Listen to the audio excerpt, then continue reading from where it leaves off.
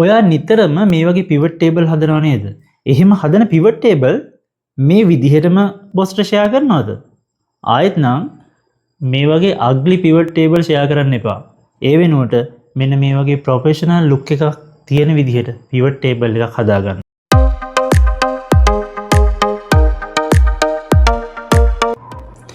Hi, මම නදීර. සාදරයෙන් පිළිගන්න අපේ channel එකට. ඉතින් මම අද ඔයාලට කියලා දෙනවා pivot table එක කොහොමද professional format එකකට හදාගන්නේ කියලා. ඉතින් මේ තියෙන්නේ මගේ data set එක. මේ data set එකට ගියොත් එහෙම මේ data set එක ඔයාලට බලා ගන්න පුළුවන්.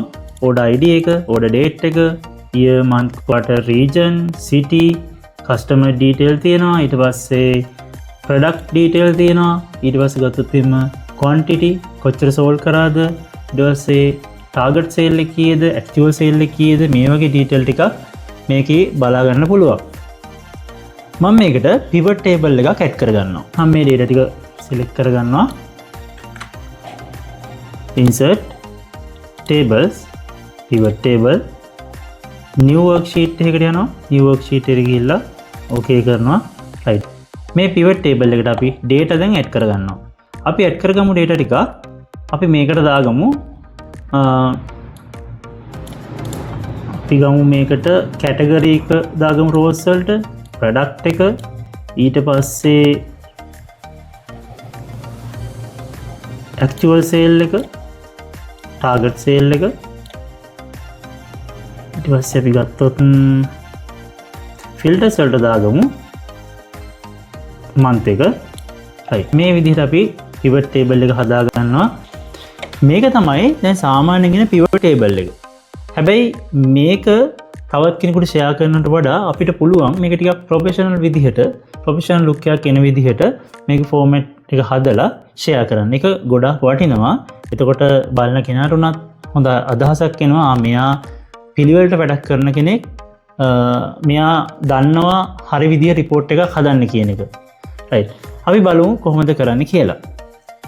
අපි ඉස්සෙල්ලාම මේකේ දැනට actual sale එක තියෙනවා, target sale එක තියෙනවා. මේ variance එක කැල් කරලා නැහැ. අපි variance එක කැල් කරගමු.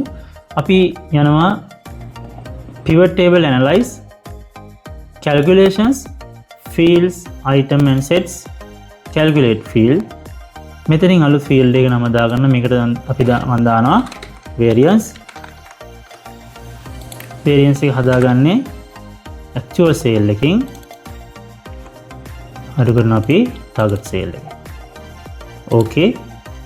දැන් අපිට variance එක ගිහලා තියෙනවා. අපි මේ table එකේ title ටික වෙනස් කරගමු. දැන් මේක ගත්තොත් එහෙම row labels තියෙනවා. ඊට පස්සේ actual sales, sum of actual sales, sum of target sales, sum of variance. මෙහෙම නම් වලින් අපිට report එකක් පෙන්වන්න බෑ. කිසිම මේකේ අර්ථයක් නැහැ. ඒ නිසා අපි ඒකට හරි නමක් දෙන්න ඕනි. අපි row labels වලට දාගමු. ඔයාලට පුළුවන් මෙතන double click කරලා ඊට පස්සේ මේක ලියන්න. අපි මෙතන category product කියලා දාගමු. product. ඊට පස්සේ අපි මෙතන actual sales කියන එක, sum of actual sales කියන එක අපි actual sales කියලා දාගමු. මේ ටික අයින් කරනවා. අයින් කරලා අපි okay කරනවා. මෙහෙම okay කරන්න ගියාට පස්සේ ඔයාලට error එකක් එනවා. pivot table field name already exist. මෙහෙම එන්නේ මේ actual sales කියන එක දැන්ටමත් අපේ field list එකේ තියෙනවා. ඒ නිසා ඔයාලට මේ නම මේ විදිහට use කරන්න බෑ. සාමාන්‍යයෙන් මේ වගේ වෙලාවට අපි කරන්නේ ඒ නමට ඉස්සරහින් හෝ අවසානට හෝ space එකක් add කරගන්නවා. space එකක් add කරගෙන ඔයාලට පුළුවන් okay කරන්න. එතකොට ඒක use කරන්න පුළුවන්. දැන් අපේ නම් ටික හරි. ඊට පස්සේ අපි පහලට ගියොත් මෙතන grand total කියලා තියෙනවා. මේකත් එච්චර මට set නෑ. ඒ නිසා මම මෙතන all products කියලා දානවා. all products. ඊට පස්සේ අපිට පුළුවන් මේ pivot table එකේ data වල format වෙනස් කරගන්න. එතකොට ඔයාලට කරන්න තියෙන්නේ මේ field list එක කියන්නේ column විදිහටම select කරගන්න. select කරගෙන right click කරන්න. right click කරලා අපි යනවා value field setting වලට number format. එතනින් දෙන්න numbers වලට ගිහිල්ලා අපි decimal අපිට ඕනේ නැහැ. මේක ලොකු values කතා කරන නිසා decimal වලින් ඕනේ නැහැ. decimal 0 කරලා ඔයාලට පුළුවන් මෙතන use thousand separator on කරන්න. එතකොට කමාවක් එක්ක එනවා හැම වෙලේම. ඊට පස්සේ අපි මේක okay කරනවා. දැන් අපිට මේකේ values decimal ටික අයින් වෙලා එනවා. දැන් යම් පිළිවෙලක් තියෙනවා එකේ. මෙතනදී අපිට දැන් ඩිසයින් එක චේන්ජ් කරගන්න ඕනේ. මේ ඩිසයින් එක පොඩ්ඩක් අනවශ්‍ය කලර්ස් තියෙනවා. ෆෝමැටින්ස් එහෙම අපිට අවශ්‍ය විදිහට වෙනස් කරගන්න ඕනේ ටිකක් ප්‍රොෆෙෂනල් ලුක් එකක් එන විදිහට. එතකොට මේක කරගන්න පුළුවන් ඔයාලට මෙන්න මෙතන මේ ඩිසයින් කියන ටැබ් එකේම දකුණු පැත්තට වෙන්න තියෙනවා ඩිසයින්ස්. එක එක විදිහේ ඩිසයින්ස් වලට කැමති එකක් මෙතනින් ඇප්ලයි කරගන්න පුළුවන්. හැබැයි මම මෙතනදී කරන්න හදන්නේ අපි අලුත්ම ඩිසයින් එකක් ක්‍රියේට් කරනවා. ඒක කරන්නේ මෙහෙමයි. මම ඉස්සෙල්ලාම දෙනවා normal ඩිසයින් එකක්. මෙන්න මේ දෙවෙනි ඩිසයින් එක මම සිලෙක්ට් කරගන්නවා. දැන් මගේ pivot table look එක මේ වගේ. right. මම දැන් මට මෙහෙමත් නෙවෙයි ඕන තව ටිකක් මේක පිළිවෙලක් හදාගන්න ඕනේ. මම යනවා අර සිලෙක්ට් කරපු ඩිසයින් එක උඩට. ගිහිල්ලා right click කරනවා. right click කරලා duplicate කියලා දෙනවා. duplicate. එතකොට අලුත් ඩිසයින් එකක් ක්‍රියේට් කරන්න එනවා. මේකෙන් අපිට කැමති නම් මම මෙතන දෙන්න පුළුවන්. මම දෙනවා OC pivot design.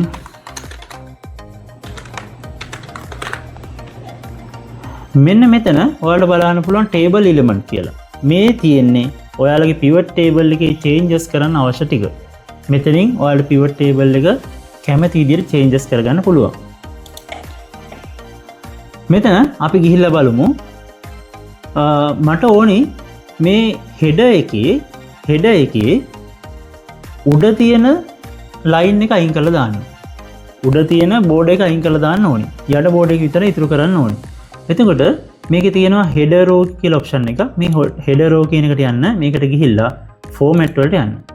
format වලට ගිහිල්ලා මේකේ border වලට ගියාට පස්සේ මෙන්න මේක අපි none කියලා දෙනවා. none දීලා මට ඕනි 15 විතරයි. මම මෙතනට p ටිකක් මේ වගේ එකක් දාගමු. bottom border එක විතරක් දාගන්නවා. දාලා මේක okay කරනවා. ඊට පස්සේ මම තාම මෙතනින් okay කරේ නැහැ. නිසා මේකට තාම apply වෙන්නේ නැහැ. හරි. මේක අපි okay කරමුකෝ. okay කරා. මෙතනදි කිසිම වෙනසක් වෙන්නේ නැහැ. වෙනසක් වෙන්න තියෙන හේතුව තමයි මම ආයෙත් යනවා. දැන් මගේ අර හදපු ෆෝමැට් එක ඩිසයින් එකේ පෙන්නනවා මෙතන කස්ටම් වල. මම මෙතනට ගිහලා ආයෙ රයිට් ක්ලික් කරලා modify වලට යනවා. මේකේ මේ whole table කියලා තියෙනවා. මේ whole table කියන එකට ගිහිල්ලා format මෙතන ගියොත් ඔයාලට බල ගන්න පුළුවන් මේ හැම තැනටම බෝඩ් එකක් ඇඩ් වෙලා තියෙනවා.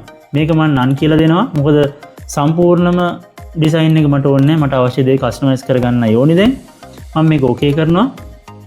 okay කරලා මෙතනත් okay කරොත් දැන් ඔයාලට බල ගන්න පුළුවන් මේකේ top board එක අයින් වුණා. bottom board එක විතර ඉතුරුලා තියෙනවා. දැන් ඊට පස්සේ දැන් මේ වගේ තිබ්බ බෝඩර් ටික අයින් වෙලා තියෙනවා. rows වල තිබ්බේවා. මම දැන් ඒ ටික ඇඩ් කරගන්නවා. හැබැයි ඊට කලින් මට ඕනි මේ එක සෙට් එකකින් පස්සේ ස්පේස් එකක් දාගන්න. ඊට පස්සේ තව සෙට් එකකින් පස්සේ ස්පේස් එකක් දාගන්න. blank row එක ඇඩ් කරගන්න ඕනි. ඒතර blank row ඇඩ් කරන්නේ design කියන ටැබ් එකේම තියෙනවා. අර මම කලින් ඔයාලට කිව්වේ report layout. ඒකට දකුණු පැත්තෙන් තියෙනවා blank rows කියලා. මේ blank rows වලට ගිහිල්ලා insert blank line after each item. මෙන්න මේක ක්ලික් කරන්න. ක්ලික් කරාට පස්සේ ඔයාලට මේ විදිහට අලුතෙන් blank row එකක් ඇඩ් වෙනවා. දැන් බලන්න එක කොටසෙන් කොටස එක වෙන වෙනම highlight වෙලා පේනවා. දැන් ඕනි මේ හැම row එකකටම board එකක් ඇඩ් කරගන්න. මම යනවා ආපහු මගේ custom design එකට right click කරනවා modify යනවා. modify ගිහිල්ලා ආපහු පළවෙනි element එක select කරන්න. whole table පළවෙනි element එක select කරලා format වලට යන්න. දැන් අපි මෙතනට middle එකට අපි ඇඩ් කරගන්නවා බෝඩ් එකක්. ඒක අපි කලර් එක වෙනස් කරගමු. කලර් එක අපි මේ වගේ ටිකක් අඩු කලර් එකක් දාගමු. right. මම ඒක ඇඩ් කරගන්නවා. මිඩල් එකට විතරක් ඇඩ් කරගන්නවා. ඇඩ් කරලා මම මේක okay කරනවා.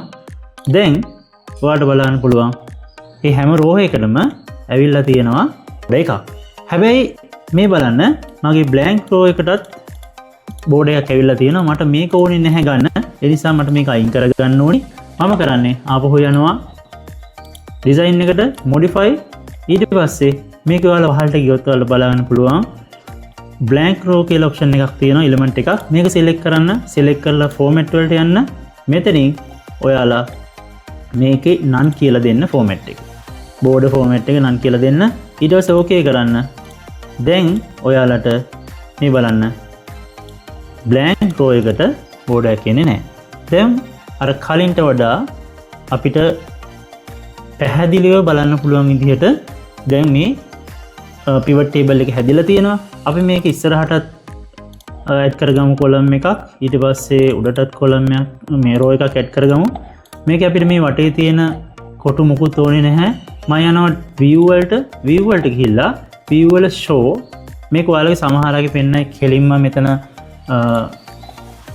මේ කොටස පෙන්නයි view කියලා grid line formula බා මේ set එක මගේ පෙන්නයි show වලට ගිහිල්ලා ඒතර show වලට ගිහිල්ලා grid lines off කරගන්නවා. off කරාට පස්සේ වටේම තියෙන border sign වුණා. දැන් මේකට විතරයි border add වෙලා තියෙන්නේ. ඊට පස්සේ අපිට මේකට උඩ නමක් දාගන්න පුළුවන්. අපි මේකට නමක් දාගමු. මේ වගේ මේක ඔයාලට කැමති විදිහකට බෝල් කරලා පිළිවෙලකට හදාගන්න පුළුවන්. තව පොඩි දෙයක් අපිට මේකට ඇඩ් කරන්න පුළුවන්. මේකේ variance එක දැන් බැලුවල්මට පේන්නේ නැහැනේ මොකේද වැඩි මොකේද අඩු කියන එක. අපිට පුළුවන් මේක පොඩි highlight button එකකින් පෙන්වන්න. මම මේකට කරන්නේ මම යනවා අපෝ pivot table එකට. pivot table එකට ගිහිල්ලා මේ variance කියන එක මම ආයෙත් සැරයක් values වලට දාගන්නවා.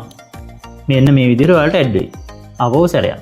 ඊට පස්සේ මේකේ මම යනවා column format වලට pivot value field option වල value field setting වල මෙතනට ගිහිල්ලා මෙතනින් number format custom වලට ගියාට පස්සේ ඔයාලට කැමති format එකක් ඔයාලා formatting හදන්න දන්නවනම් ඔයාලට කැමති format එක මෙතනින් හදාගන්න පුළුවන් අලුත් formats right.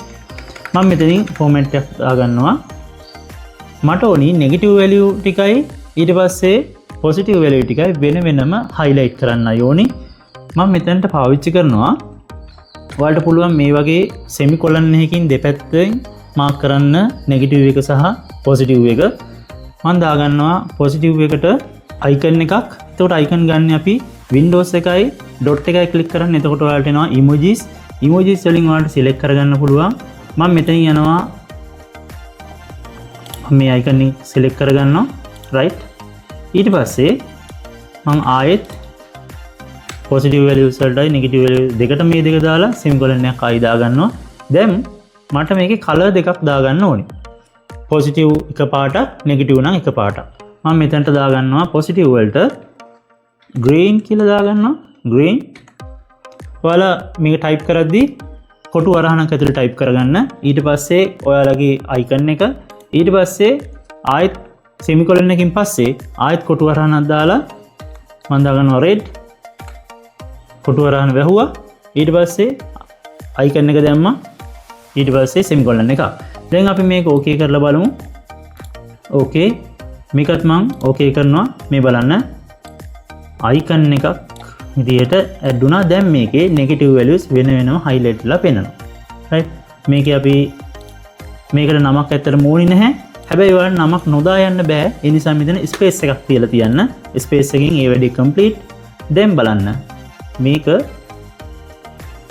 කොච්චර ලස්සනට තියෙනවද කියලා. මේක ඔයාලට share කරන්න පුළුවන් කිසිම බයක් නැතුව. මේක ඔයාලට මෙතන month එක select කරාට පස්සේ මේක automatically filter වෙනවා. right. එතකොට ඔයාලට මෙතනත් මේකෙත් border එක අවශ්‍ය නම් change කරගන්න පුළුවන්.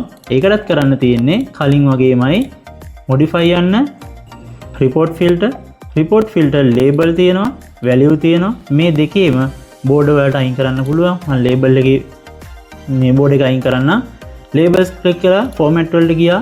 මෙතනින් මම මේක none කියලා දෙනවා. දීලා මම මේක okay කරනවා. okay කරාට පස්සේ මෙන්න බලන්න border එක අයින් වුණා. අපිට පුළුවන් මේ value එකෙත් border එක අයින් කරන්න. අර විදිහමයි modify ගියා. report filter values මෙතනින් format වලට ගියා. දැන් format වලට ගිහලා මේකෙත් none කියලා දෙනවා. okay. දැන් මෙන්න බලන්න මේ විදිහට එනවා. මේක ඔයාලට highlight කරලා මේ විදිහට හදා ගන්න පුළුවන්. දැන් ඔයාලට මේක ඕන තැනකට බය නැතුව share කරන්න පුළුවන්. දැන් අපි එක ෆෝමැට් එකකට මේක හදාගත්තනේ. එතකොට මේ හදාගත්ත pivot table ෆෝමැට් එකම මේ ඩිසයින් එකම ආයෙත් වතාවක් ආයෙ කොහොමද පාවිච්චි කරන්නේ? ඔයාලට දැන් ආයෙත් මේක ක්ලෝස් කරලා වෙන වර්ක්බුක් එකක් ඕපන් කරොත් එහෙම මේක ඔයාලට දකින්න හම්බෙන්නේ නැහැ. ඔයාලා මේ කස්ටමයිස් කරපු ඩිසයින් එක. ඒක තියෙන්නේ මේ වර්ක්බුක් එකේ විතරයි. ඒතර මේක ඔයාලා ආයෙත් පාවිච්චි කරන්න ඕනි නම් ආයෙත් සැරයක් ඔයාලා කරන්න ඕනි මේ ෂීට් එක right click කරලා tab එක උඩ right click කරලා මේක move or copy දෙන්න. මෙතනින් create a copy ඊට පස්සේ ඔයාලා මෙතන new book එකකට මේක දාගන්න. දාගත්තට පස්සේ ඔයාලට pivot table එක ඒ විදිහටම තව එකකට එනවා. හැබැයි මේ pivot table එක අපිට ඕනේ අපිට ඕනේ design එක විතරයිනේ. ඔයාලට සරලවම කරන්න තියෙන්නේ මේ pivot table එක delete කරලා දාගන්න. delete කරාට පස්සේ pivot table එක delete වෙනවා. හැබැයි ඔයාලට design එක ඉතුරු වෙලා තියෙනවා. ඔයාලට ආයෙත් pivot table එක design එක පාවිච්චි කරන්න පුළුවන්. එහෙම තමයි අපි හදාගත්ත design එකක් ආයෙත් පාවිච්චියට ගන්න. මම හිතනවා ගොඩක් දේවල් ඉගෙන ගන්න ඇති කියලා මේ report view එක හදන එකෙන්. ඉතින් තවත් ඔයාලට තවත් ගොඩාක් දේවල් අපිත් එක්ක එකතු වෙලා හිටත් ඉගෙන ගන්න පුළුවන්. අලුත් වීඩියෝ වලින් අපි කියලා දෙන්නම් කොහොමද අලුත් ප්‍රොෆෙෂනල් විදිහට report generate කරන්න කියලා. නිකම්ම tool එකක් ඉගෙන ගන්නවා වෙනුවට මොන වගේ අවස්ථාවලද ඔයාලට මේක පාවිච්චි කරන්න පුළුවන් කියලා අපේ YouTube channel එකත් එකතු වෙලා ඉන්න. ඒ වගේම ඔයාලට පුළුවන් අපේ Excel course එකත් join වෙන්න. ඒ course එකට අදාළ ඔක්කොම විස්තර ටික අපි දාලා තියෙනවා අපේ මේ වීඩියෝ එකේ description එකේ. එකෙන් ඔයාලට register වෙලා අපේ course එකත් එක්ක join වෙන්න පුළුවන්. තාමත් channel එක subscribe කරලා නැත්නම් subscribe කරන්න. අලුත් වීඩියෝ එකකින් ආයෙත් හම්බෙමු.